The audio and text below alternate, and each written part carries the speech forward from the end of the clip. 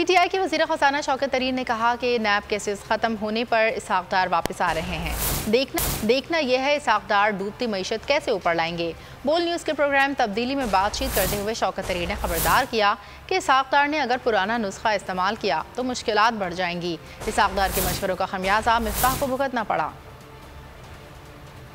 ये जो आ रहे हैं ये देखा जाए कि जब ये 17 में गए थे तो ये तो आपको मालूम है कि भाग गए थे। ये तो खाकान अब्बासी के प्लेन में जाके बाहर चले गए थे। इसका मतलब इनकी अपनी हुकूमत में इनके ऊपर इल्ज़ामात थे ना। मैं तो देखूंगा इसहाक डार साहब एज फाइनेंस मिनिस्टर इस जो डूबती हुई हमारी जो नैया है, वो जो हमारी जो कश्ती है, इसको कैसे ऊपर लेके आते हैं।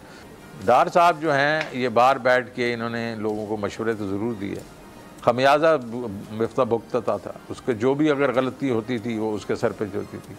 अब वो है मैदान भी है और घोड़ा भी है। अब डार साहब आए हैं, अब डार साहब को ये जो है अब संभालना पड़ेगा इस इकॉनमी को, और ये है कि ब्लेम करने के लिए फिर उनके लिए कोई नहीं होगा। इंटरनेशनल मीडिया पर बोल छा गया। बोल बना हक और सच की आवाज। पाकिस्तान में बोल न्यूज को बंद क्यों किया जा रहा है? इंटरनेशनल मीडिया और अमेरिकी काउंसिल ऑफ फॉरेन रिलेशन समेत हर प्लेटफॉर्म पर बोल न्यूज के चर्चे। बोल न्यूज की हक और सच की आवाज बंद करने पर सवालात उठाए जाने लगे।